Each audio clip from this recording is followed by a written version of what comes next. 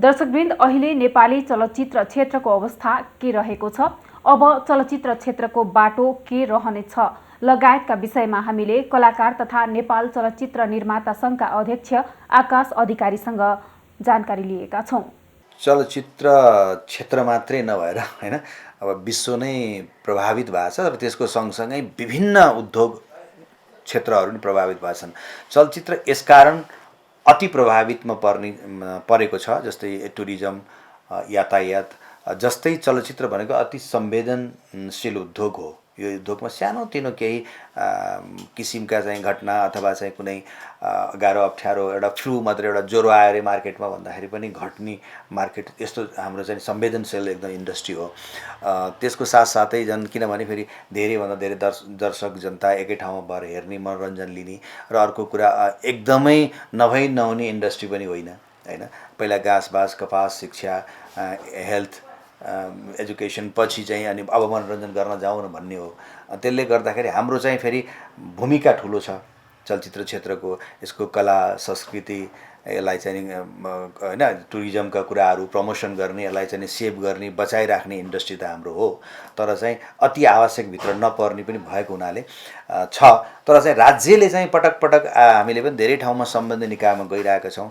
पटक पटक अन्य धेरै क्षेत्रहरूलाई चाहिँ अति प्रभावित क्षेत्र भनेर उहाँहरूले लिँदाखेरि चलचित्र क्षेत्र पनि यत्रो लगानी भएको, चलचित्र निर्माण, प्रदर्शन हैन, सम्पूर्ण यत्रो चाहिँ झन्डै 32,000 जनसङ्ख्या यसमा चाहिँ आबद्ध हुनुहुन्छ। प्रत्यक्ष एउटा चाहिँ स्रष्टा, गीत, सङ्गीत सबैलाई हामीले हेर्दाखेरि, कलाकार, प्राविधिक भने यत्रो इन्डस्ट्रीलाई पनि अति संवेदनशील अथवा अति प्रभावित क्षेत्रमा पारिदिनु र त्यसबाट पाउने जे फेसिलिटी छ त्यो दिनु भनेर हामीले माग छ। त्यसै अन्तर्गत चाहिँ प्रोसेसमा लागिरहेछौँ हामीहरू। हजुर, जस्तो अहिले कोभिडले प्रभाव पारेका विभिन्न क्षेत्रहरू छन्, यहाँले पनि भन्नुभयो। त्यसमा चाहिँ हामीले चलचित्र क्षेत्रलाई लिँदाखेरि यहाँले कसरी लिनुहुन्छ? के छ भने चलचित्र क्षेत्र मैले अघि नै भने नि राष्ट्रलाई पनि असरमा छ। हामी सबैले बुझेछौँ। हामी एउटा नागरिक जनताले बुझ्नुपर्ने कुरा, विदेशबाट त्यत्रा हाम्रो रेमिटेन्सले चलेको राज्य हो। धेरैभन्दा धेरै दाजुभाइ दिदीबहिनीहरू मजबुरीवश उहाँहरू फर्किन बाध्य हुनुभयो। त्यसले गर्दाखेरि आफै अप्ठ्यारोमा पनि छ राष्ट्र पनि। त्यसको सँगसँगै हामीले के भनेको हो भन्दाखेरि चलचित्र क्षेत्रलाई थोरै सहयोग गर्नुहोस्, हामी धेरै सहयोग गर्छौँ। जस्तै हामी जहिले चलायमान छौँ, जहिले हामी चलेका छौँ। अब हिजो के थियो म भन्दिनँ, अबका निर्माताहरू, फिल्म मेकरहरूमा र अनि राज्यले पनि त्यस्तै खालको पोलिसी ल्याइदिएको छ। त्यसले गर्दाखेरि पनि ट्याक्स तिर्नुपर्छ, राज्यलाई हामीले कर बुझाउनुपर्छ, त्यसपछि हामीले बेनिफिट लिनुपर्छ भन्ने मनसाय सोचसहित आउनु भएको छ। त्यसले गर्दा हामी राज्यलाई के भनेको भने यत्रा धेरै जनसङ्ख्या आबद्ध भएको क्षेत्रलाई निर्माण र अनि प्रदर्शनको लागि यी दुवै पक्षको हाम्रो ठुलो माग छैन। सानसानो फेसिलिटेट गरिदिनुहोस्, सहयोग गरिदिनुहोस्, त्यसपछि हामी चलचित्र रिलिज गर्न पनि तयार छौँ, छायाङ्कनमा जान पनि तयार छौँ। अनि अटोमेटिकली हाम्रो इन्डस्ट्री आफै चलायमान हुन्छ। धेरै कलाकार, प्राविधिकहरू, गीत सङ्गीत, स्रष्टा, सर्जक सबैले फेरि काम पाउनुहुन्छ, फेरि सुरुवात हुन्छ, उहाँहरूको दिनचर्या सुरु हुन्छ र फिल्म इन्डस्ट्री चलायमान हुन्छ भनेर हामीले मागेका छौँ राज्यसँग पटक पटक। र त्यही हो, आउँछ भन्ने आश लिएका छौँ। र चलचित्र विकास बोर्ड पनि अहिले हामीसँगै छ र हामी सिङ्गो फिल्म इन्डस्ट्री एक ठाउँमा छौँ।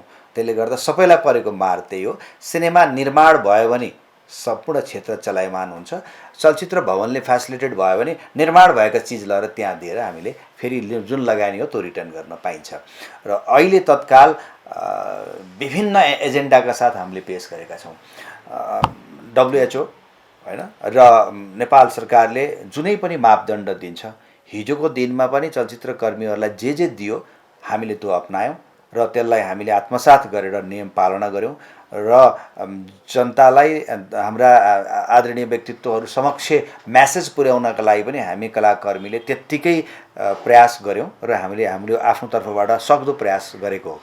र आजको दिनमा जब इन्डस्ट्रीलाई चलायमान भएन भने धेरै ठुलो प्रब्लममा फस्छ र हिजोको दिनलाई फर्केर हेर्ने भने दुःख कहाँ लाग्छ भन्दाखेरि धेरैभन्दा धेरै सक्षम कलाकार, प्राविधिकहरूले नचाहँदै पनि परिवारको भविष्यको लागि, आफ्नै भविष्यको लागि, एजुकेसनका लागि देश छोडेर बाहिरिनु भएको छ। त्यो दिन फेरि नआओस्, फेरि धेरैभन्दा धेरै सक्षम चलचित्रकर्मीहरू बाहिरिदिनु भयो भने यो इन्डस्ट्रीलाई कसरी बचाउने त भन्ने चिन्तनमा हामी छौँ। त्यसैको लागि प्रयत्न र प्रयास भइरहेछ। हजुर, यहाँले जुन अहिले आफ्नो क्षेत्र चलचित्र क्षेत्रलाई पनि बुझ्दै हुनुहुन्छ, अहिले यो कोभिडको कारणले गर्दा चलचित्र निर्माणकर्ताहरू लगायत यसमा आबद्ध भएका विभिन्न सङ्घ संस्थाहरूको अहिले अवस्था के रहेको छ? उहाँहरू सबै जति पनि अवस्था चलचित्र क्षेत्रमा हुनुहुन्छ होइन, म तपाईँलाई अघि भने कलाकार सङ्घ, प्राविधिक सङ्घ, निर्देशक समाज, नृत्य, सङ्गीत, गीत, द्वन्द्व जति पनि हामी छौँ सबै एक ठाउँमा बसेका छौँ। मैले भने चलचित्र क्षेत्र चलायमान भयो भने सबैले काम आउँछ, सबैलाई काम चल्छ। अहिले त न सिनेमा भवनमा जाने स्थिति छ, न चाहिने सिनेमा सुटिङ गर्न जाने स्थिति छ।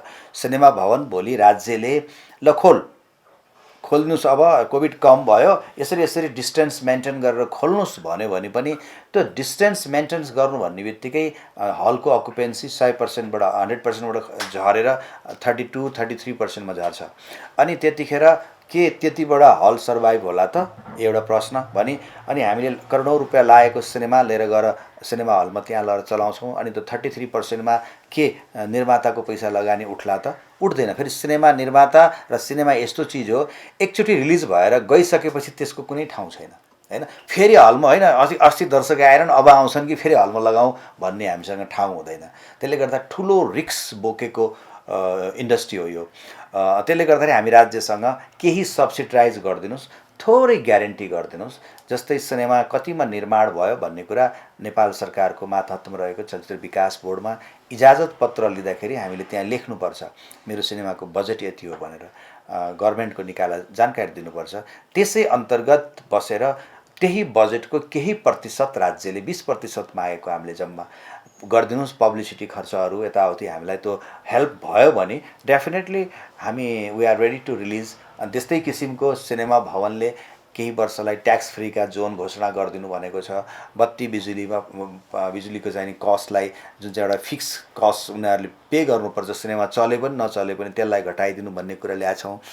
जस्तै गरी तपाईँको यो कोभिड-19ले जुन लकडाउन भयो त्यो अवधिमा हाम्रो माग के छ भन्दाखेरि ब्याङ्कको जुन इन्ट्रेस्ट छ त्यो इन्ट्रेस्टलाई सक्नुहुन्छ 75% सक्नुहुन्न भने कमसेकम 50% भयो भने त्यसलाई छुट गरिदिनु पऱ्यो। असार मसान्तमा तिर्ने भन्नुभएको छ, 2 दिनपछि असार मसान्त छ, केही चलेको छैन, कसरी पे गर्छौँ? एकैचोटि फेरि 4-5 महिनाको खप्टेको हुन्छ होइन।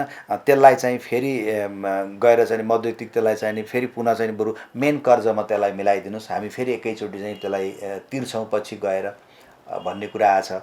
असार मसान्तलाई हटाएर पुस गरिदिनुहोस् वा त चैत मसान्तमा एकैचोटि तिर्ने व्यवस्था गरिदिनुहोस् भन्ने यही मागका साथ हामी आज पनि राष्ट्र ब्याङ्कका गभर्नर साहबसित हामी भेट्ने गइरहेका छौँ र विभिन्न ठाउँमा निकायहरूमा हामीले दिइरहेका छौँ र यसरी चलायमान मात्रै खोजिरहेछौँ कि हामीले राज्यसँग कति लस भयो यति फिर्ता दिनुहोस् हामीले माग्न खोजेका होइन। हामीले के सोचेको भने तपाईँहरूले निर्माता सङ्घले समग्र चलचित्रको स्थिति के छ लगेर चलचित्र विकास बोर्डमा बुझाइसक्यो। झन्डै 65-68वटा सिनेमाहरू छन् जुन सिनेमा बन्दै रोकिएका र केही सिनेमाले चाहिँ म रिलिज गर्छु भनेर डेट लिएर रोकिएका र केही सिनेमा पोस्ट प्रोडक्सनमा छन् भने केही सिनेमा म अब यो सबै रिलिज भएपछि त सुटिङमा जाने सिनेमा पनि चाहियो नि त। त्यसले गर्दाखेरि छायाङ्कनमा जानलाई म सुटिङमा जान तयार छु भन्ने सिनेमाहरू पनि हुनुहुन्छ। त्यस कारणले राज्यले छान्ने हो त्यो कुरा, 3 महिनासम्मलाई फेसिलिटेट गर्ने कि 6 महिना गर्ने कि। हाम्रो माग त 2 वर्ष छ, किन 2 वर्षसम्म फेसिलिटेट गर्दैन हामी धेरै माथि जान सक्छौँ भन्ने कुरा मागिरहेछौँ। र दुईवटा कुरा छ फेरि त्यसमा, यो किन मागिरहेछौँ भन्दाखेरि 72 सालमा गएको भूकम्पले हामीलाई एउटा पाठ सिकाएको छ कि एटलिस्ट पनि 2 वर्षसम्म हामीलाई उठ्न गाह्रो भएको थियो भूकम्पले भनेपछि त्योभन्दा खतरा यसमा छ अहिलेको परिस्थितिमा इन्डस्ट्रीलाई भन्दाखेरि हामीले 2 वर्षको लागि एटलिस्ट भनेका छौँ। त्यो त फेरि राज्यले पनि आफ्नो गच्छ हेरेर मलाई कतिसम्म म गर्न सक्छु भन्ने कुरा हेरेर पोजिटिभली यो क्षेत्र लिइदिनु पऱ्यो भनेको छु। र त्यसको साथसाथै नेपाल चलचित्र निर्माण सङ्घमा म जहिलेबाट आएँ 3 वर्ष लामो समय लाग्यो। यो एउटा पहिला सेवामूलक उद्योगमा थियो र अहिले गएर यसलाई हामीले राष्ट्रिय मान्यता प्राप्त उद्योगमा हाल्न सफल भयौँ र यही फागुनको 18 गते सम्मान्य राष्ट्रपतिज्यूबाट नै यसलाई स्ट्याम्प भएर आइकन अहिले कानुन मन्त्रालयको वेबसाइटमा समेत आइसकेको छ। भने यो इन्डस्ट्रीलाई राष्ट्रिय मान्यता प्राप्त भन्ने बित्तिकै टुरिज्म कृषि सरह हुन गयो भनेपछि हामीलाई पनि त्यही क्याटेगोराइजमा राखेर के सहयोग दिन सक्नुहुन्छ दिनुहोस् भन्ने कुरा यो माग पनि गरेका छौँ। र त्यसको साथसाथै फिल्म इन्डस्ट्रीले गर्नुपर्ने काम हामी गर्छौँ। हामीलाई थोरै सहयोग गर्नुहोस्, हामी धेरै सहयोग राज्यलाई गर्न तयार छौँ र गरिरहेको हो यो इन्डस्ट्रीले भन्ने कुरा छ। अर्को कुरा, सिनेमा भवनलाई पनि अहिले चलायमान गराएर ल्याउनु पर्यो र राष्ट्रिय मान्यता प्राप्त उद्योगभित्र चलचित्र भवन पर्न नसक्दाखेरि अहिले फेरि सिङ्गो इन्डस्ट्री एक भएर हामी लागिरहेछौँ। हाम्रो मान्यता के हो भने हामीले प्रडक्ट गर्छौँ होइन, जब उत्पादन भयो हामी उत्पादन निर्माणलाई चाहिँ नि इन्डस्ट्रीभित्र हालिदियो र चाहिँ नि त्यो लिएर गएर हामीले देखाउनु त हलै हो नि त, त्योभन्दा हामीसित अर्को अप्सन छैन। त्यसले गर्दा त्यसलाई व्याख्या गर्दाखेरि अलिकति त्यहाँ रङ भयो जस्तो लाग्यो हामीलाई। व्याख्या गर्दाखेरि सिनेमा भवन चाहिँ उत्पादन होइन भन्ने कुरा गरेर सिनेमा भवन पर्न सफल भएनन्। तर हाम्रो भनाइ के हो भने उत्पादन र प्रदर्शन यो दुईटा पर्नै पर्छ, अनि मात्रै इन्डस्ट्री माथि जान्छ। किनकि उत्पादन गरेको चिज लगेर कहाँ खपत गर्ने त हामीले, त्योभन्दा अन्तै कतै लिएर गएर त हामी भिडियो हल बनाएर अथवा घर घरमा दर्शकलाई बोलाएर त देखाउन सक्दैनौँ। त्यसकारण यसमा पनि हामी लागिरहेछौँ। अहिले पेन्डिङमा भएका चलचित्र कति जति रहेका छन्? अब हामीले निर्माता सङ्घले समग्र फिल्म इन्डस्ट्रीमा कति लगानी भयो र कहाँ कहाँ अड्किएर बसेका छन् भनेर हामीले हाम्रा झन्डै 700-800 एक्टिभ हुनुहुन्छ। अरू हिजोदेखि हेर्ने भने लगभग हामीसित 5000 सदस्यहरू हुनुहुन्छ। हामी सबैलाई एउटा चाहिँ प्रेस विज्ञप्ति निकालेर सबैलाई तपाईँहरूको कहाँ कहाँ के अवस्थामा छ, कसरी लगानी लगाएर रोकिनु भएको छ, या फेरि फर्दर लगानी लगाउने तयारी हुनुहुन्छ कि कहिले छायाङ्कनमा जान चाहनुहुन्छ, भविष्यमा 6 महिना 3 महिना 1 वर्षभित्र पनि, यो सबै लिस्ट दिनुहोस् भन्दाखेरि झन्डै 68-70 वटा लिस्ट आइपुगेछ हामीसित। अब त्यो सम्पूर्णलाई हामीले चाहिँ उहाँहरूसँग लिखितमा फर्म भराएर एप्लिकेसन लिएर हामीले कलेक्ट गरेका छौँ। अब यो डाटा एउटा राम्रो डाटा हामीसित राज्यसँग नै डाटा हुने भयो र चलचित्र निर्माता सङ्घमा पनि डाटा हुने भयो। त्यसपछि आएर हामीले राज्यलाई अब चाहिँ यो कोभिड-19 को प्रब्लममा फेसिलिटेट गर्नुहोस् भनेर हामीले राज्यलाई बुझाएका छौँ। अब यसमा के हुन्छ भन्दाखेरि राज्यले छनौट गर्छ क्या त्यसमध्येमा, किनकि सम्पूर्ण डाटा चलचित्र विकास बोर्डमा हुन्छ। त्यहाँ चाहिँ कुन मितिमा उसले चाहिँ इजाजत पत्र लियो सुटिङको लागि, अथवा कुन मितिमा सेन्सर लियो, उसले इन्सुरेन्स लिएर अगाडि बढ्यो कि बढेन, एभ्रिथिङ डाटा त्यहाँ हुन्छ। अब उसले छान्छ। राज्यले जसरी एउटा सिस्टम ल्याउँछ नि यो कोभिड-19बाट बचाउनको लागि हामी यो गर्छौँ भनेर ल्याएपछि अनि त्यो क्याटेगोराइज त्यो मापदण्डभित्र जो पर्छ उसले फेसिलिटी पाउँछ, डेफिनेटली पाउँछ।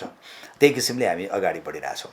हजुर, यहाँले भन्न खोज्नु भएको राहत भन्नाले जुन किसिमले राज्यले सुविधा दिन्छ त्यो सबैले समग्रले पाउने अवस्था पाउन चाहिँ हाम्रो चाहना त सबैले पाउन्, किनभने हाम्रो सदस्यलाई अप्ठ्यारो परेको छ भने हिजो पनि लगाएर अड्केर बसेछ भने आज राज्यले केही दिन्छ भने पाओस् भन्ने कुरा हो।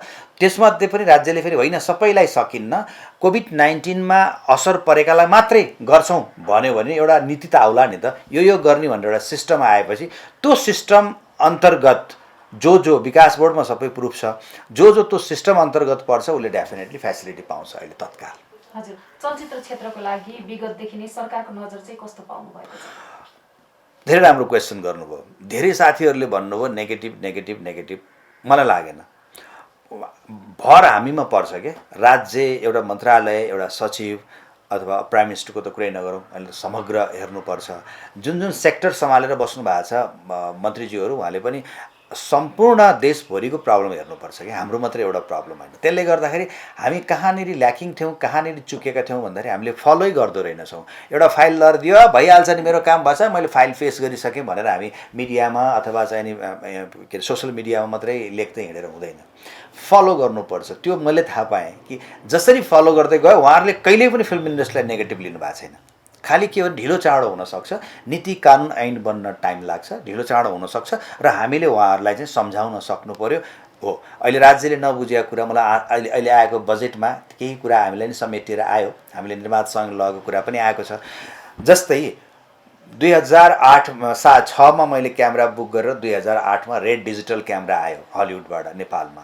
त्योभन्दा पहिला जस्तै चाहिँ नि सानो के अरे संसारहरू 2-3टा फिल्म बनाएको थियो टुकेबाट होइन। त्यसपछि मैले जब रेड क्यामेरा ल्याएँ बिस्तारै त्यो नेगेटिभ सिस्टमहरू सबै हराएर डिजिटलाइज भइसक्यो फिल्म इन्डस्ट्री, जो कि 2012मा गएर मेरो टेस्ट प्रोजेक्ट काठमाडौँ भन्ने आएको थियो 4Kबाट, अनि कम्प्लिट इन्डस्ट्री देश डिजिटलाइज भइसक्यो फिल्म इन्डस्ट्री।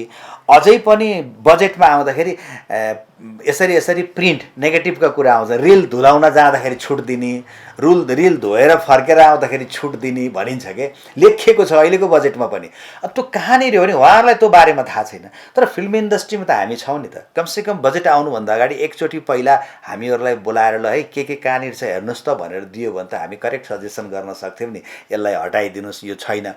त्यो कुरा कसैले बाहिरको मान्छेले हेऱ्यो भने अहिले जहाँ नेगेटिभै छैन देशमा, जुन 2012बाट छैन, अहिले 2020मा आएर पनि हामीले त्यही कुरा गरिरहेछौँ, नेगेटिभको कुरा, भन्सारमा यति फिटमा हामी के अरे चाहिँ नि छुट दिन्छौँ, यस्तो त्यस्तो कुराहरू। त्यसले गर्दाखेरि चाहिँ नि जुन त्यहाँ चाहिँ नि राज्य स्तरमा जहाँ हुनुहुन्छ उहाँहरूलाई सिनेमा इन्डस्ट्रीको बारेमा केही पनि थाहा छैन भन्ने कुरा क्लियर देखिन्छ। तर हुनसक्छ सबै सेक्टरको थाहा हुनुपर्छ भन्ने जरुरी छैन, तर बुझेका व्यक्तिलाई बोलाएर एकचोटि बजेट आउनुभन्दा पहिला एकचोटि चाहिँ प्री डिस्कसनमा चाहिँ बस्नुपर्छ। हुन त म उद्योग वाणिज्य महासङ्घमा नै छु केन्द्रीय सदस्य। पटक पटक बजेट आउनुभन्दा पहिला अर्थ मन्त्रालयबाट सचिवज्यूहरू नै बसेर छलफल गर्नुहुन्छ, सोध्नुहुन्छ। हामीले बारम्बार उहाँहरूको प्रश्नको उत्तर अथवा हाम्रो प्रश्नको उहाँहरूले उत्तर बारम्बार डिस्कसन भइरहेछ र महासङ्घ यति एक्टिभली लागेको छ। यो जुन महासङ्घमा म केन्द्रीय सदस्य रहेको अहिले झन्डै 3 वर्ष भयो, हामी फेरि अब अर्को इलेक्सनमा पनि आइपुगेका छौँ। यो बेलामा जति पनि मैले थाहा थिएन, पहिला मेरो फिल्म इन्डस्ट्रीमा मात्रै थिएँ, म महासङ्घमा गएर मैले धेरै कुरा सिक्ने मौका पाएँ। किनभने त्यो ठाउँ कस्तो हो भन्दाखेरि हामी उत्पादन गर्ने, निर्माण गर्ने, क्रिएसन गर्ने, गीत लेख्ने, सङ्गीत गर्ने, गाउने, नाच्ने सबै भयौँ। तर त्यो पनि एउटा व्यापार हो है, त्यसलाई नि बिजनेसमा कन्भर्ट गर्नुपर्छ। त्यसको लगानी फिर्ता आयो भने बल्ल त्योभन्दा बेटर सिनेमा बन्न सक्छ भन्ने कुरा महासङ्घमा गएर मात्रै मैले बुझेँ कि। त्यसले गर्दा महासङ्घमा नीति, नियम, ऐन, कानुनमाथि छलफल हुन्छ। विभिन्न क्षेत्रका सचिवज्यूहरू आउनुहुन्छ, बस्नुहुन्छ, डिस्कस गर्छ, महासङ्घले अगाडि बढाइदिन्छ। जस्तै तत्काल वर्तमान अध्यक्ष भवानी राणाजी त्यत्तिकै भिजन भएको व्यक्ति हैन, उहाँले चाहिँ इन्टरनेसनललाई समेत नेपाली जुन चाहिँ नि उत्पादन छ र नेपाली व्यवसायी व्यापार छ त्यसलाई इन्टरनेसनल समेतमा टच गर्नुभएको छ। त्यसै गरी अब हाम्रो वरिष्ठ उपाध्यक्ष शेखर गोल्छाजी, उहाँ आफैमा सक्सेसफुल बिजनेसम्यान हो। अब उहाँ अध्यक्ष हुन जाँदै हुनुहुन्छ र जुन सेक्टरबाट म गएँ, यो वस्तुगत सेक्टर, त्यो भनेको उमेश लाल श्रेष्ठ, उहाँ उपाध्यक्ष हुनुहुन्थ्यो। उमेश लाल श्रेष्ठजी आफै उपाध्यक्ष र सक्सेस बिजनेसम्यान भएको हुनाले पनि हामीलाई धेरै कुरा उहाँले दिनुभयो, धेरै कुरा सिकाउनु भयो। र जुन चलचित्र क्षेत्र सिङ्गो यो चाहिँ नि इन्टरटेनमेन्ट फिल्ड नै अहिले राष्ट्रिय मान्यता प्राप्तमा आयो, त्यसमा के छ भन्दाखेरि मेरो परिश्रम, मेरो चाहिँ नि ब्याक नहटिकन मेरो निर्माता सङ्घ समस्त लागेर हामी अगाडि बढ्यौँ। त्यसमा चाहिँ नि सम्पूर्ण हाम्रो फिल्म इन्डस्ट्रीको सङ्घ संस्थाबाट समन्वय समिति छ, सबै सङ्घ संस्था त्यसमा छ, म संयोजक छ, उहाँहरूले नि पूर्ण साथ दिनुभयो।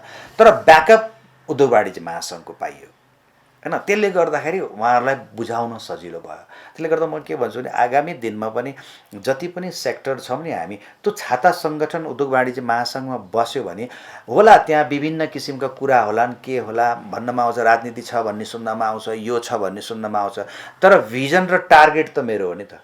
म के लिएर त्यहाँ इन्ट्री गरेको हो, के का लागि म इन्ट्री गरेको, मेरो पर्सनल स्वार्थको लागि होइन, मैले मेरो क्षेत्र इन्डस्ट्रीको लागि इन्ट्री गरेको मैले भने अब मैले मेरो क्षेत्रमा केही सुधार गर्ने मौका पाएँ हैन।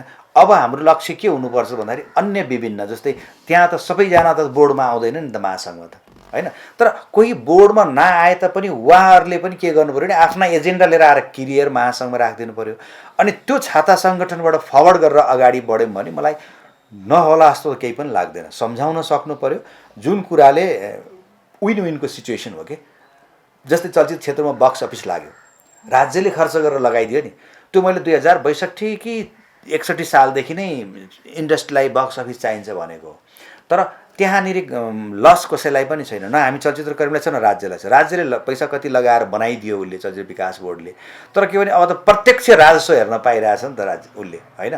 त्यसले गर्दा राज्यलाई नै फाइदा भयो, त्यसकारण त उसले लगानी गरेर बनाइदियो नि। त्यही भएर कुनै पनि सेक्टरको व्यापार बिजनेसको कुरा गर्नु पर्दाखेरि राज्यलाई पनि एकदम माइनस, या राज्य मात्रै नभनौँ, कुनै पनि, जस्तै हाम्रो थुप्रै व्यापारको एउटा सिम्टम हुन्छ। जस्तै अब हामी व्यापारी महासङ्घमा छौँ भने हामीले ब्याङ्कसँग लोन लिएछौँ, हामीले के भन्छौँ, ब्याङ्कलाई एकदम लोन घटाइदेऊ। त्यही ब्याङ्क पनि त महासङ्घभित्र छ नि, उसले के भन्छ भने फेरि मलाई लस हुन्छ मेरो बढाइदेऊ होइन। त्यहीँभित्र पनि बाजिरहेछ नि त कुरा। तर एक्चुअल फ्याक्ट टेबलमा बसेर कुन कुरा ठिक हो, के गर्दाखेरि दुवै पक्षलाई मार पर्दैन भन्ने कुरा चाहिँ हर सेक्टरमा, गभर्मेन्टसँग प्राइभेट सेक्टरले काम गर्दा नि सोच्नु पर्यो।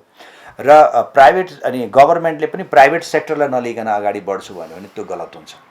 अहिले यहाँ त्यस्तै देखिरहेछ, कता कता जसको नजिक त्यहाँ गएर त्यहाँ चाहिँ सोर्स पुग्यो, फोर्स पुग्यो, त्यो क्षेत्रलाई मात्रै प्रायोरिटी दिउँ अथवा नपुग्नेलाई नदिउँ भनेर भन्नु हुँदैन कि गभर्मेन्टले एक एक पाइलामा हेरेर प्राइभेट सेक्टरलाई माथि उठाएर लगेको खण्डमा। र अर्को कुरा, म त एउटा क्याम्पेनै चलाउनेवाला छु, वाइ नट। हामी स्वदेशी प्रडक्टलाई हामी नै भ्यालु दिँदैनौँ कि। हामी जनताको मिस्टेकै यहाँ भइरहेछ। सेम कपडा एउटा कुनै साधारण पसलमा बेच्यो भने त्यसको कस्ट त्यहाँ 5,000 छ, 500 छ भने अलि हाइफाई भएको कस्टमा ठाउँमा लड त्यसलाई 5,000 राख्यो भने हामी त 5,000को किन्न जान्छौँ। स्वदेशी प्रडक्ट सस्तो भएको कारणले हेलामा परिरहेछ। हामीले त्यो गल्ती गरिरहेछौँ। त्यस कारणले एउटा अभियानै चलाउने मलाई इच्छा छ कि स्वदेशी प्रडक्ट, स्वदेशी उत्पादनलाई प्रायोरिटी दिनुहोस् अनि बल्ल आत्मनिर्भर हुन्छ र हाम्रो आर्थिक बाहिरिँदैन र अनि हामी चाहिँ आफू चाहिँ एउटा स्वतन्त्र तरिकाले हामी उभिन सक्छौँ भन्ने जस्तो मलाई फिल हुन्छ। त्यस्तो लागि यहाँले जुन यो स्वदेशी कुराको गर्नुभयो, यसै गरी नेपाली फिल्मले चाहिँ अहिले यो युवा पुस्ताहरूमा कतिको आफ्नो लोकप्रियता पाएको? डेफिनेटली पनि सिनेमा बन्छ, मतलब 100% दिँदाखेरि 50% तपाईँको सिनेमा भनेको कथा विषयवस्तुले मार्क्स पाउँछ। मेरुदण्ड, ब्याकबोन भन्छौँ हामी कथा विषयवस्तुलाई। र त्यसपछि आएर ट्रिटमेन्ट, त्यसपछि आएर क्वालिटी, गीत सङ्गीत, साउन्ड, आर्टिस्टको पर्फर्मेन्स, डिरेक्टरको डिरेक्सन, यी सबै कुरालाई म्याच गरेपछि बल्ल 100% आउने हो सिनेमाको। र त्यो कुरा अहिले बिस्तारै हुँदै जाँदैछ। अझै पनि हामी स्टोरी राइटिङमा ल्याकिङ छौँ, पछाडि छौँ अझै। स्टोरी राइटर पर्फेक्ट एउटा चाहिँ भनौँ न वाइड भिजन राखेको पाउन अझै पनि सकेको छैन। हिजो मात्रै पनि मैले 4-5जना स्टोरी राइटरहरूसँग मैले इन्टरभ्यू गरेँ, किनभने म आफै पनि लेख्छु। तर म के चाहन्छु भने मभन्दा बेटर कसैले दिन सक्छ भने म फर्स्ट त्यो चुज गर्छु। त्यसले गर्दाखेरि अहिलेको युथ जेनेरेसनहरूले पनि एउटा राम्रो कज लिएर आउनु भएको छ। तर उहाँहरूको फेरि के छ भने मेहनत कम अनि धेरै के अरे युट्युबमा जे पनि हेर्न पाइन्छ होइन। त्यस्तै गरी अब नेटफ्लिक्सहरू, एमाजोनहरू यति धेरै आइसक्यो, अनि जे नै हेर्ने अनि धेरै कपी हुन थाल्यो। फेरि मैले कति देख्यो सिनेमा कि जुन चिज पहिलालाई हिन्दी सिनेमाबाट कपी गरेँ, यो गरेँ भन्थे नि, तर अहिले पनि के छ भने यो त हेर्दैनन् कि भनेर चाहिँ कोही कोरियाबाट, कोही चाहिँ युरोपियन फिल्मबाट होइन, कोही चाहिँ अफगानिस्तानका फिल्महरूबाट एक पिस तानेर गरिरहेछन्। त्यो चाहिँ नि नगर्नुहोस्। अनि दिन बेलुकाभरि ल्यापटपमा हेऱ्यो, फिल्म हेऱ्यो, अनि भोलिपल्ट गएर सर्ट लिने, त्यो पनि नगर्नुहोस्। तपाईँको क्रिएसन के हो त होइन। हामीले त्यतिखेर युट्युब थिएन, केही पनि थिएन। हामीले त एउटा कथा सुन्ने बित्तिकै भिजुअल बनाउँथ्यौँ, भिजुअल क्रिएट गरेर लगेर यो म निकालेर मेरो भिजन नै दर्शकले हेर्नुपर्छ भन्ने हुन्थ्यो। हामी डिरेक्टरले त्यो सोच्थ्यौँ पहिला। त्यो चिज अलि कम पाइएको छ। त्यसलाई गऱ्यो भने नेपाल फिल्म इन्डस्ट्री अब डेभलप हुन्छ। किन डिजिटलमा गएपछि ती क्वालिटी, मैले पन्छी भन्ने फिल्ममा आफै हिरो खेलेको थिएँ होइन। म राय समालजी, शिव श्रेष्ठी, त्यसै गरी टिका पहाडी, करिश्मा, पूजा अनि शर्मिलाजी, थुप्रै एउटा मल्टिस्टार कास्ट भएको। अनि एउटा एक ठाउँमा मेरो सिनेमा लागेको थियो त्यतिखेर, नेगेटिभमा 16 mm को नेगेटिभमा बनाएर ब्लो अप गर्थ्यौँ हामी बम्बई गएर। त्यो आफैमा क्वालिटी डाउन हुन्थ्यो कि। अनि त्यही माथि हलको पर्दाको क्वालिटी, त्यसपछि आएर त्यो प्रोजेक्सन गर्ने त्यहाँ चाहिँ कार्बन हाल्नु पर्थ्यो। त्यो कार्बनले जति आगो फ्याँक्छ त्यति ब्राइट हुन्थ्यो। अनि कता कता फेरि के हुन्थ्यो भने धेरै नहालै खर्च हुन्छ भन्ने कुरा नि आउँथ्यो। त्यसले गर्दा थोरै कार्बनले छुन्थ्यो, आगो ब्राइट देखिन्थेन। अनि एक दिन म सुटिङ हेर्न के अरे फिल्म हेर्न बसेँ दर्शक समक्ष होइन, पुरा प्याक छ दर्शक, मारामार हुनुहुन्छ। मैले आफूलाई चिन्दिनँ, त्यो पर्दामा नि क्वालिटी नै छैन क्या। म आफूलाई चिन्दिनँ। म ए भगवान् यस्तो हेरेर दर्शकहरूले सिटी बजाइरहनु भएको छ, ताली बजाइरहनु भएको छ भनेपछि त्यो दिनदेखि मलाई चिन्तन स्टार्ट भएको हो कि नेपालमा कुनै क्वालिटी भएको आउनुपर्छ, डिजिटलाइज हुनुपर्छ भनेर। अनि मैले के गरेँ, अनि भोलिपल्ट बिहान गएर पर्दामा यसो छोएर हेरेको, पुरा कालो भयो मेरो हात। यसको मतलब सेतो पर्दा नहुने भने त राम्रो देखिँदैन फिल्म। अनि मैले त्यसलाई सफा गरेर अनि बेलुका नै मैले के गरेँ, त्यो मोटरसाइकल पेन्ट गर्ने एउटा मसिन लिएर आएर पुरै पर्दालाई वाइट पेन्ट गरेपछि भोलिपल्ट मैले मजाले आफूलाई चिन्न सकेँ होइन। त्यस्तोबाट हामी अगाडि बढ्दै आएको हो। त्यसले गर्दा अहिले डिजिटल सिस्टम आउँदाखेरि र राम्रा सिनेमाहरू जस्तै क्युएफएक्स ब्रान्डदेखि लिएर नेपालमा चाहिँ सिङ्गल थिएटरहरू पनि धेरै थिएटरहरू, नारायणहरू, गोपी कृष्णहरू, यी सबै राम्रोसँग आइरहेछन् अगाडि।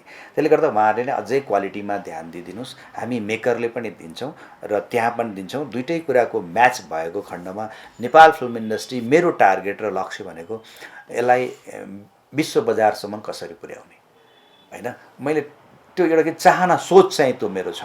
त्यसै गरी म अहिले के अरे film producer association in Asia Pacific भन्ने छ, जसमा 48 कन्ट्रिज मेम्बर छन्। त्यसमा नेपाल थिएन, अनि ट्रु मेम्बर भनेको जुन चाहिँ एउटा चाहिँ भोटिङ राइट्स भएको मेम्बरहरू 24 मात्रै थियो। त्यसमा मैले नेपाललाई राखेर 25 बनाएँ। 2 वर्ष अगाडि चाइनाको प्रेसिडेन्ट हुनुहुन्छ त्यसमा गएर, अनि त्यसपछि मैले 2-3टा त्यहाँ एक्जामिनेसन भए, 2-3टा प्रेजेन्टेसन भए, अनि मैले प्रेजेन्टेसन गरेपछि Nepal is capable for board member भनेर एनाउन्स भयो। अहिले म त्यो फोरमको, त्यो प्रोड्युसर एसोसिएसनको म एक्जिक्युटिभ मेम्बर पनि छु। त्यसमा 48 कन्ट्री छन्। त्यो फोरममा मैले बार सिनेमा लगेर देखाउन पाऊँ, त्यस्तो सिनेमा बनोस् भनेर चाहिँ। किन म त्यो फोरममा यस्ता यस्ता क्वालिटी भएको सिनेमा लिएर आएर एक अर्कामा सिनेमा सेल गर्ने प्लेटफर्म पनि हो, देखाउने मौका, हेर्ने मौका पाएको छु। त्यही सपना छ, त्यो ड्रिम छ कि त्यो खालको फिल्म मेकिङ होस् र त्यो प्लेटफर्ममा गएर सेल गर्न सकौँ, नेपाल फिल्म इन्डस्ट्री पनि विश्व बजारमा जाओस् भन्ने चाहिँ एउटा सपना छ। हजुर, यो कोभिडलाई हेर्दै कतिको चुनौती देख्नुहुन्छ त आगामी दिनमा? मैले के भन्छु भने कोभिड चुनौती पनि हो र यसको साथसाथै यसको एउटा गुड अपर्च्युनिटी पनि हो। यस कारण कि हिजोको दिनलाई फर्केर हेर्ने हो भने 56, 57, 58 साल भनेको हामीलाई गोल्डन एरा भन्थ्यौँ हामी। त्यतिखेर चाहिँ नि फिल्म यति धेरै राम्रो नेपाली सिनेमाहरू चल्थ्यो। त्यतिखेर जस्तै किनभने हामीसँग यति धेरै हाम्रा दर्शकहरू, उहाँहरूले चाहिँ नेपाली सिनेमा नै हेर्ने, अरू धेरै एक्सेस पनि थिएनन्। अहिले हामीसँग चुनौती के छ भन्दाखेरि धेरै डिजिटल एप्सहरू पनि छन्, विदेशी सिनेमाहरू सबै यहाँ हेर्न पाउनुहुन्छ र उहाँहरूको राइट्स पनि हो, त्यो फेरि कम्पेयर पनि गर्नुहुन्छ, जुनले चाहिँ हामीलाई एउटा माथि जाने, आफूलाई परिवर्तन गर्ने चान्स पनि मिलेको छ एउटा त्यसले। अर्को कुरा के भन्दाखेरि जुन यो कोभिड-19 को कारणले विश्वबाट धेरैभन्दा धेरै हाम्रो दाजुभाइ दिदीबहिनीहरू फिर्ता आउनु भएको छ नेपाल, र उहाँहरू भनेको प्योर हाम्रो चाहिँ अडियन्स हो। साथै विदेशमा बसेर पनि हामीलाई सोसल मिडियाको मार्फत यति धेरै कमेन्ट्सहरू, यति धेरै विसेसहरू पठाउनुहुन्छ। हाम्रो सिनेमा एउटा युट्युबमा हाल्यौँ भने यति धेरैले तुरुन्तै हेर्नुहुन्छ हैन। मलाई मनपर्ने हिरो हिरोइन, मलाई यो कथा मन पर्यो, आफैले त्यहाँ डिस्कस गर्नुहुन्छ। त्यो धेरैभन्दा धेरै व्यक्ति नेपाल फर्किनु भएको छ। त्यसकारणले म नेपाल सरकारसँग यो पनि रिक्वेस्ट गर्छु कि फिल्म इन्डस्ट्रीको मात्रै कुरा नगरिकन, मैले भने म उद्योग वाणिज्य महासङ्घ भन्छु, धेरै सेक्टर त्यहाँभित्र छ त्यो छाता सङ्गठनभित्र। जस्तै कृषिमा र अर्को चाहिने के भने कल कारखाना उद्योग नेपालमा खोलिदिनु पर्यो। धेरैभन्दा धेरै दाजुभाइ दिदीबहिनी जुन बाहिर जानुभएको छ नि, रहरले होइन कि बाध्यताले हो। आफ्नो परिवार छोडेर हामी 2 घन्टा बाहिर बस्यौँ भने कतिखेर गएर म मेरो बच्चालाई भेटौँ अथवा मेरो श्रीमतीलाई, मेरो बुवा आमासित कुरा गरौँ जस्तो लाग्छ। उहाँहरू वर्षौँ बस्न इच्छा छैन नि, त्यो मजबुरी हो, समस्या हो। त्यसकारणले त्यसलाई हटाउनुहोस्, त्यो शक्ति, त्यो पावर, त्यो मेन पावरलाई चाहिँ स्वदेशमा युटिलाइज गर्नुहोस्, अनि बल्ल पो त्यो रेमिटेन्सभन्दा बढी त यहाँ हुन्छ नि। देशको परिवर्तन त त्यसले ल्याउँछ नि, रेभोल्युसन त्यसले ल्याउँछ नि। त्यसकारणले बरु कृषिमा सहयोग दिनुहोस्। उद्योग वाणिज्य महासङ्घ र हाम्रो प्राइभेट सेक्टरबाट धेरैभन्दा धेरै साथीहरू लागिरहनु भएको छ यो फिल्ड, त्यसमा काम गर्दै हुनुहुन्छ भने उहाँहरूलाई स्वरोजगारी र इज्जतका साथ के सम्मान स्वरोजगारी राज्यले दिन सक्यो भने, उहाँहरूलाई यही देशमा राख्न सक्यौँ भने हर सेक्टर बेनिफिटमा छ। नेपाल फिल्म इन्डस्ट्री झन् एकदम माथि जान्छ। त्यसले गर्दा नि म कोभिड-19ले खतम पार्यो भनेर म निराशा मात्रै हुन चाहन्न। थोरै समय हो, छोटो समय हो। त्यही भएर राज्यलाई हामीले भनेको एउटा चलायमान राज्यले गरिदियोस्, हामी पुनः ब्याक टु सेम पोजिसनमा हामी आउन सक्छौँ। टाइम चाहिँ लाग्छ।